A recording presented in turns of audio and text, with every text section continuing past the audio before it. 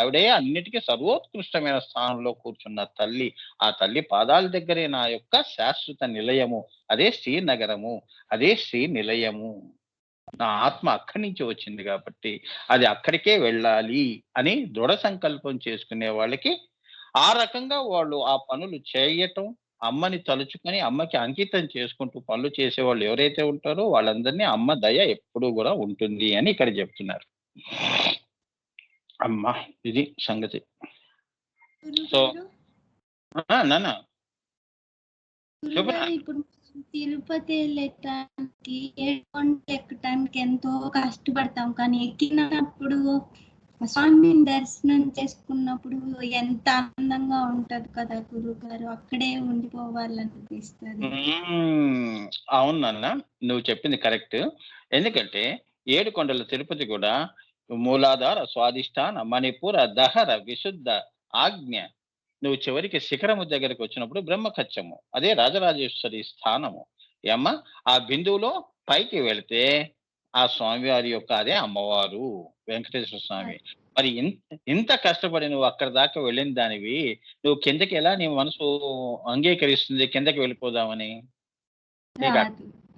అలానే గురుగారు ఇంత కష్టపడి సాధన చేసుకొని అమ్మ దగ్గరికి వెళ్ళాలి, కానీ కష్టం ఉన్నా కూడా ఆ ఫైనల్ గా వచ్చేది హ్యాపీనెస్ అని అలా చెప్పినాను గురు. అవునన్నా, ఎందుకంటే నువ్వు కింద నువ్వు ఎంతో సాధన, యోగము, ధ్యానము ద్వారా నువ్వేంటంటేనన్నా నీకు ఫలితాలు వస్తాయి, కానీ ఏంటంటే అవి అశాశ్వతం. కానీ శాశ్వతమైన ఫలితము, శాశ్వతమైన ఆనందం. నువ్వు ఏ పని చేసినా ఆనందం కోసమే ఏం పొందాలని ఈ పని చేస్తున్నావు అమ్మా అంటే, నా ఆనందం అండి, ఆనంద రసం కోసం. అంతే కదా. పిల్లలందరూ భోజనం చేసావు, కష్టపడి వంట వండావు, పిల్లలందరూ కడుపు నిండా భోజనం చేసి వాళ్ళు చక్కగా వాళ్ళు పడుకున్నారు అనుకో, పోన్లే, అది నీకు ఆనందమే. అలానే అంత పైకి నువ్వు ఇంత కష్టపడి పైకి వెళ్ళినప్పుడు అదే నీ యొక్క శాశ్వతమైన ఆనందము అని చెప్తున్నా. అదే ఆత్మానందము అంటారు. నువ్వు చెప్పినది మనసుతో మననం చేస్తూ మంత్రము, యంత్రము, తంత్రము పెట్టుకొని 7 కొండలు నువ్వు ప్రాణశ్వాసను పెట్టుకొని, అంటే చతుర్యాగ క్రమంగా నువ్వు అక్కడి దాకా వెళ్ళినప్పుడు అది నీకు సచ్చిత ఆనంద శాశ్వత పదము అంటారు. ఏమ్మా, అది నువ్వు చెప్పింది కరెక్ట్ నాన్న. తిరుపతి కూడా ఉట్టి కొండని చూస్తేనే నీకు బ్రహ్మ విద్య, బ్రహ్మ జ్ఞానం కలుగుతుందమ్మా. అందుకే తిరుపతి వెంకటేశ్వర స్వామి దగ్గరికి వెళ్ళినప్పుడు మనము ఆ దృష్టితో వెళితే బ్రహ్మ జ్ఞానం కూడా అయ్యవారు నీకు ఇచ్చి పంపిస్తారు. లేదు నేను ఉట్టి లడ్డూ కోసం, తీర్థ ప్రసాదాల కోసం, భోజనాల కోసమును వచ్చాము అంటే అవే ఇచ్చి పంపిస్తాడు. యద్భావం తద్భవతి. ఎవరు ఏ ఆలోచనలో ఉంటే వారికి అదే ఆ వెంకటేశ్వర స్వామి, అది కూడా ఒక రకమైన కోరికే, అది కూడా తీరుస్తాడు అని. అమ్మా, ఆయనకు సాధ్యం కాదంటూ ఏమీ లేదు. అమ్మా, ఆయనయే అమ్మవారి స్వరూపము. బాలాజీ అంటే బాలా త్రిపుర సుందరి స్వరూపమే బాలాజీ. అది శక్తి పీఠము. అది సో అలానే రహస్యం కూడా చెప్పాను కదా. అందుకనే నార్త్ ఇండియన్స్ బాలాజీ అంటారు, అంటే బాలా త్రిపుర సుందరి స్వరూపం అని. ఎందుకంటే కొన్ని వందల వేల సంవత్సరాల క్రితం అది ఒక శక్తి పీఠం. ఏమా, అవి అంతకంటే రహస్యం చెప్పకూడదు తిరుపతిది. హాస్టల్లో మేము చూసిన అమ్మని చెప్తున్నాను. ఎందుకు అనవసరం, ఈ లోకానికి వాళ్ళే తెలుసుకుంటారు. వాళ్ళంతటా వాళ్ళు హాస్టల్గా తెలుసుకోవాల్సినవే కానీ భౌతికంగా తెలుసుకునే రహస్యం కాదు. భౌతికంగా నేను ఎప్పుడూ రహస్యం విప్పను. ఏమ్మా, అది ఆ రకంగానే అది రహస్యంగా ఉండిపోతుంది అని. అందుకే శ్రీ లలితా సహస్రనామాలు కూడా ఎవరికి వారు అది ఆ రహస్యాన్ని వాళ్ళే అనుభూతి చెంది తెలుసుకోవాలే తప్ప నేను కేవలం భౌతికంగా నేను దాన్ని వర్ణన చేస్తాను, అంతేగాని దానిలో ఉన్న మాధుర్యం ఏదైతే ఉంటుందో అది మీకు స్వగతము. అక్కడ నేను రహస్యం చెప్పినట్టు కాదు, ఆ రహస్యం అందరికీ తెలిసినట్టు కూడా కాదు. మనం మాట్లాడుకుంటున్నా కూడా మూడో వాడికి, ఈ జ్ఞానం లేని వాడికి అదంతా కూడా ఎలా ఉంటుంది, ఏదో మాట్లాడుకుంటున్నారు వాళ్ళు, మనకేం అర్థం కావట్లేదు అంటారు. అదే రహస్యం. అమ్మవారు ఎవరికి ఆ దృష్టి ఇవ్వదు. ఇప్పుడు నేను చెప్తున్నా కూడా మూడవ వ్యక్తికి ఈ జ్ఞానం గురుకృపతో నీకు ఇది గనక నీకు లేదు అంటే, బ్రహ్మ జ్ఞాన ప్రాప్తి లేదు అంటే నీకు ఇదంతా ఇప్పుడు నేను చెప్తున్నదంతా కూడా ఎలా ఉంటుందంటే కా మామూలు భక్తితో కూడుకున్న అమ్మవారి మీద ఏదో చెప్పాడండి, ఏదో విషయాలు చెప్పాడు, అర్థం కాలేదు గానీ, బట్ బాగానే చెప్పాడు అనే మాటే వస్తుంది గానీ, వాడికి ఆ రహస్యం తెలీదు. అర్థమైందా? అందుకే ఇదెప్పుడు రహస్యమే అని. అంటే రహస్యం అంటే ఆహ్, స్థూల, సూక్ష్మతమంలో గూడా ఇది రహస్యమే అని. లలితా సహస్రనామం అంటే అంత రహస్యం. రహస్యానికే రహస్యం అన్నమాట. 3 ప్రాకారాలు దాటితే గాని ఈ రహస్యం తెలుసుకోలేవు అని. అది అమ్మ దయ ఉంటా, గురు దయ ఉంటే నీవు ఇక్కడి దాకా వస్తావని. లేదు అంటే స్థూలం దగ్గర ఆగిపోతావు. శరీరగతంగానే తిరిగేస్తూ ఉంటావు. జీవితం గడిపేస్తూ ఉంటావు. అదే జీవాత్మ. ఆ జీవ లక్షణం ఈ 3 ప్రాకారాలు దాటటం. స్థూల, సూక్ష్మ దాటితే ఆ జీవ లక్షణం తొలగిపోయి నువ్వు ఆత్మగా ఈ మూడో కన్ను దగ్గర నిన్ను నువ్వు చూసుకుంటావు. అదే బ్రహ్మజ్ఞాన ప్రాప్తిరస్తు అంటారు. అమ్మా! అందుకే శ్రీ విద్య ఎక్కడైనా చెప్పొచ్చు. అర్థమైంది అంటే వాడు అమ్మవారి యొక్క కృపకి పాత్రుడయ్యాడని, వాడంత అదృష్టవంతుడు ఇంకెక్కడా లేడు భూమి మీద అని. అసలైన అదృష్టం అంటే అది. ఉద్యోగం రావటమును ఏమ్మా! ఇవి కావు. అసలైన అదృష్టం ఏంటంటే అమ్మ గురించి ఇంతో అంతో పార్శ్వంగా గురు కృపతో, అమ్మవారి కృపతో తెలుసుకోవటం. చాలు బాబు ఈ జన్మకిది అని అనుకోవటం. ఇదే తీర్థంగా తీసుకోవటం. ఏమ్మా! అది. అదే ప్రసాదం అంటే. అమ్మ ప్రసాదం అంటే అది. లేదంటే ఇవ్వదు. ఉన్నవారు చెప్తున్నారు. అందరికీ ఇవ్వదు ఆ దృష్టి. అదే శివదృష్టి, సమదృష్టి అని. నీ జీవ దృష్టితో అమ్మని చూడకూడదు. అమ్మవారు ఏం చేస్తుంది? తన దృష్టి నీకిచ్చి ఇప్పుడు చూడు అంటుంది. అమ్మ నేను అహం బ్రహ్మాస్మి, అహమేవ బ్రహ్మ, అయమాత్మ బ్రహ్మ సర్వం కలివిదం బ్రహ్మ అమ్మ అంతా నేనుగా నిండి ఉన్నానేమిటి? అదే నా దృష్టి అంటుంది. హో అంటుంది. అర్థమైందమ్మా? ఓ ఈ అనుభూతి ఇచ్చానుగా ఇంకా కిందకెళ్ళాను. తర్వాత వద్దుగానిలే చరమాంకంలో శరీరం వదిలేసిన తర్వాత అది నా ఇచ్చ అంటుంది. ఆవిడ ఇచ్చ ఉంటే ఆ నగరంలో నిన్ను ప్రవేశపెట్టమంటుంది. ఈ మధ్యలో ఉన్న ఎవరు గూడా యమ కింకర్లు గాని ఎవరు గూడా అదుపు అనేది ఏమీ లేదు. ఆ ఆత్మని చాలా గౌరవంగా నమస్కారం చేస్తూ పైలోకాలకి పంపిస్తారు.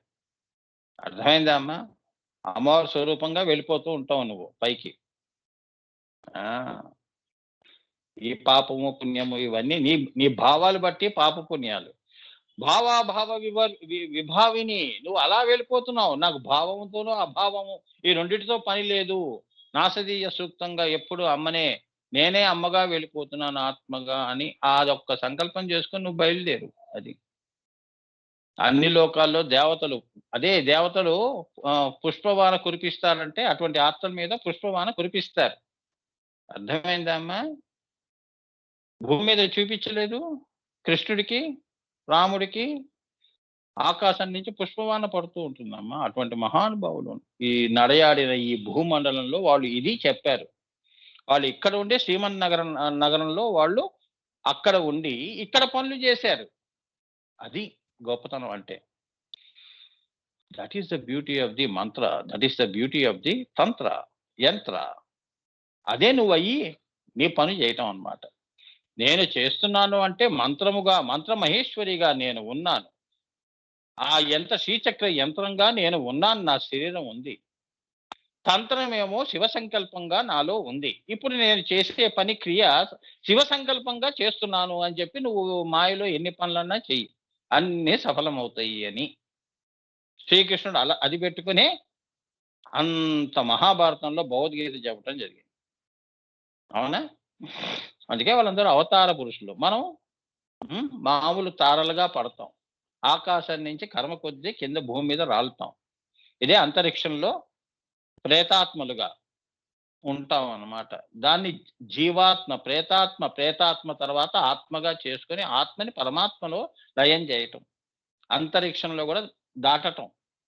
ఇక్కడి నుంచే నువ్వు అన్నీ సమకూర్చుకుంటే పైన నువ్వు అంత కష్టపడవని. అందుకే భూమి మీద ఉన్నప్పుడు ఈ జీవితము అమ్మవారు నీకు ఆఖరిగా ఇచ్చింది. సో చాలా జాగ్రత్తగా దీన్ని మనం ఉపయోగించుకుంటూ అమ్మ దగ్గరికి వెళ్ళాలి. ఇంకా ఇంకో మాయలో పడ్డాము అంటే మళ్ళీ వెనక్కి వెళ్ళిపోతాం. అదే చేజారిపోయిందండి అదృష్టం అంటుంటారే. అట్లా ఉంటుందమ్మా. ఆఖరి క్షణంలో వరం అటు ఇటు అవుతుంది. జాగ్రత్తగా ఉండాలి. సో నగర అంటే అది. ఇప్పుడు నగర అంటే అది బిందు స్థానము, త్రికోణ నగము, బిందువు దానికి శిఖరము, మేరు ప్రస్థారములో లేదా శ్రీమన్ నగరములో 25 ప్రాకారములతో కూడిన శ్రీనగరమే ఈ నగరము.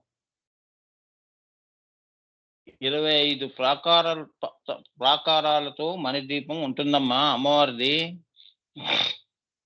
అర్థమైందా?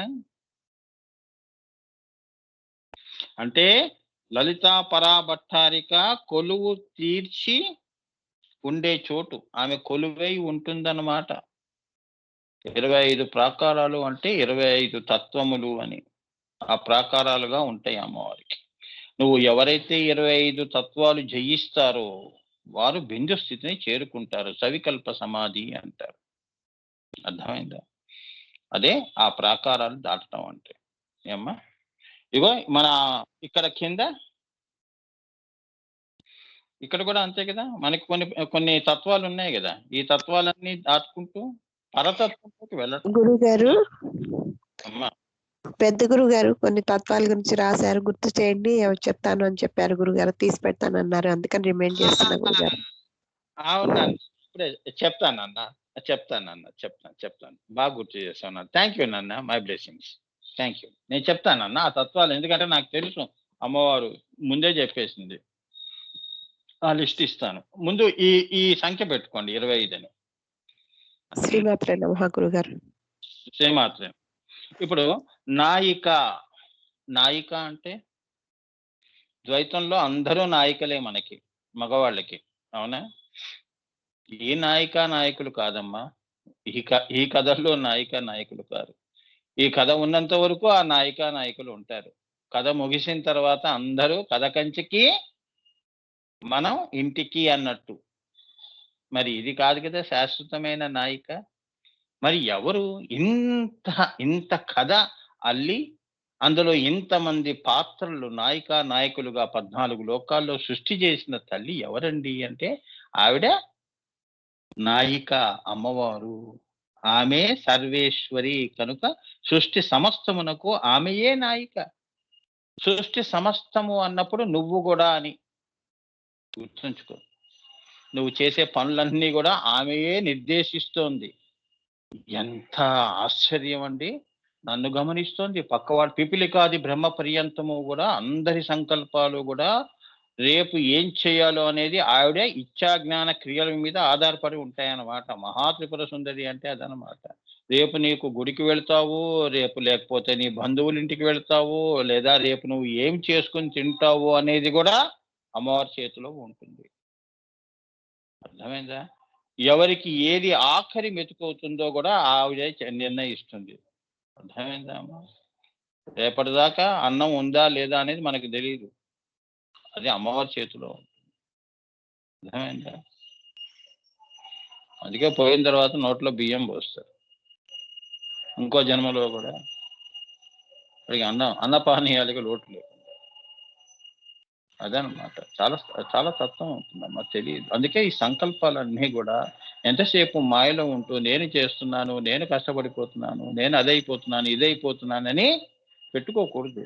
పోన్లే, అమ్మ నాలో ఉన్న అమ్మే కదా కష్టపడుతోంది, నేనెక్కడ కష్టపడుతున్నాను అనే దృష్టి నీకు వచ్చినప్పుడు ఇమీడియట్గా ఆ కష్టం తొలగిపోతుంది. నేను కష్టపడుతున్నాను అంటూ ఏడుస్తూ మనం కూర్చున్నాం అంటే అలానే కష్టపడినా ఉంటుంది, అది నా మాయా ప్రభావము అంటుంది. అర్థమైందమ్మా? అమ్మా నువ్వు నాలో ఉంటూ ఇంత కష్టం ఎందుకు పడుతున్నావు తల్లి, నేను చూడలేకపోతున్నాను అనే జాలి దయ అనేది నీ మీదే వచ్చిందనుకో, అప్పుడు అమ్మవారు ఆ కష్టాన్ని అయాచితంగా అప్రయత్నంగా తొలగిస్తుంది అని. మంచి వాళ్ళకి ఎప్పుడు మంచి జరుగుతుంది. సో సృష్టి సమస్తమునకు ఆమెయే నాయిక. ఆమె పైన ప్రభువు ఎవ్వరునూ లేరు. ఆవిడని పరిపాలించే వాళ్ళు ఎవరు ఉన్నారమ్మా? ఆమెని అంటే అటువంటి ఆలోచన కూడా ఈ సామాన్య మానవులు పెట్టుకోకూడదు అని ఇక్కడ కింద మనం పెట్టుకొని కొట్లాడుకుంటున్నాం కదా, నీ దేవుడు ఎక్కువ, నా దేవుడు తక్కువ, వాడి దేవుడు తక్కువ, నా దేవుడు ఎక్కువ. అవునా? ఈ దేవతకి బలం ఎక్కువ ఉంది, ఆ దేవతకి బలం లేదు, ఇక్కడ మొక్కుకుంటే పనులు అవుతాయి, అక్కడ మొక్కుకుంటే కావు. ఇటువంటి ఆలోచనలతో ఉన్న వాళ్ళకి చెప్తున్నారు ఇది మతాల వరకు. మతాల్ని ఫండమెంటల్స్ అండ్ ఫండమెంటలిజం అంటే ఏంటంటే మతాలనే వాళ్ళ పెట్టుకొని పరిపాలించటం. అర్థమైందా అమ్మా? రాక్షస పరిపాలన అంటారు చూడండి, ఆ పేర్లు తీసుకొని ఇప్పుడు జరుగుతుందంతా అదే. ఏం మతాలు చెప్పాయమ్మా? స్త్రీ తక్కువ పురుషుడు ఎక్కువ అని పాషాండ మతాలు, ఇవన్నీ పనికిరాని మతాలు. అవునా?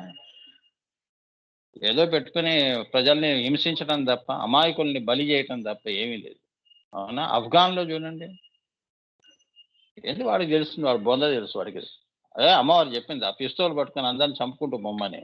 వీడోడు చంపడానికి, ప్రాణం ఇచ్చిన వాడే ప్రాణం తీస్తాడు, వీడోడు ఈ ప్రాణం తీయటానికి. వీడి ప్రాణం కూడా ఇవాళ కాకపోతే రేపు ఎప్పుడో ఆ వాడి సంకల్పంలోనే రాసి పెట్టి ఉంటుంది అమ్మవారు. వాడు ఎప్పుడో అప్పుడు చావక తప్పదు. పిస్తోల్ పట్టుకున్నవాడు ఎప్పుడు ఆ పిస్తోల్తోనే చేస్తాడు. అర్థమైందమ్మా? గన్ను పట్టుకున్నవాడు ఆ గన్నుతోనే చేస్తాడు, ఇవాళ కాకపోతే రేపు. సో ఇక్కడ మనం తెలుసుకోవాల్సింది ఏంటంటేనన్నా, ప్రజలని, అందుకే పాపం అమాయకులు జనం ఎవరైతే ఉంటారో, ఇదంతా సృష్టి, దీన్ని ప్రేమించటం, వాళ్ళకి తెలియని విషయాలు చెప్పటం, వారికి ఏ లోటు లేకుండా చూసుకొనటం ప్రభువులు చేయవలసిన పని ఏమిటి? అమ్మని చూసి మనం నేర్చుకోవాలి. అమ్మవారు చూడు ఎక్కడో బిందువులో కూర్చొని ఎంత 14 లోకాలని ఆవిడ పరిపాలన చేస్తోంది అంటే ఆమె ప్రభువి. ప్రతివాడి యొక్క ప్రార్థన వింటోంది కదమ్మా. మన వాళ్ళు ఎక్కడ వింటున్నారు ప్రభుత్వంలో? దిక్కు దివాణా లేదు. అవునా? యాక్సిడెంట్ రోడ్డు మీద చచ్చినా కూడా దిక్కు దివాణా లేదు. అవునా? గొప్ప వాళ్ళకే ఉంటుంది న్యాయం, ఎందుకంటే డబ్బున్న వాడిదే రాజ్యం. పేదవాడికి ఎక్కడుంది న్యాయం? పిచ్చి మాట కానీ. అది నేను చెప్తున్నాను. ఈ పద్ధతులు మారాలి. You have to change the attitude. ఇది సొసైటీకి సంబంధించిన యాటిట్యూడ్. ఇవన్నీ ఏంటంటేనన్నా మన గొయ్యి మనమే తవ్వి అందులోనే మనమే పూడ్చుకుంటున్నాం. కానీ శ్రీ విద్య అలా కాదు. అమ్మవారు చూడండి, పేదవాడి యొక్క ఆకలి కేక కూడా వింటోంది. లేకపోతే పేదవాడు ఎలా బతుకుతాడమ్మా? వాడికి ఎవరో ఒక తల్లి, మీలాంటి మహాతల్లులు ఉంటారు కదా, ఇంటి దగ్గరికి వచ్చి భవతి భిక్షాం దేహి అనగానే పాపం వెళ్ళి మీరు ఏదో వేస్తున్నారు కదా వాడికి, ఇంత కూరో అన్నమో చద్దన్నమో. అవునా? ఆ సంకల్పంలో ఆ ప్రేమగా నీలోకి అమ్మవారు ప్రవేశించి నువ్వు వెళ్ళి వాడికి ఆకలి వేస్తుంది, రాత్రి తినలేదు వాడు అని. అంత కేర్ తీసుకుంటుంది దేవుడు. అంటే అందుకే భగవతి అన్నారు. మనని పాలించే వాళ్ళు వీళ్ళు భగవంతులు గారు. ఏమ్మా? చాలా ఉందమ్మా. There is a lot to learn.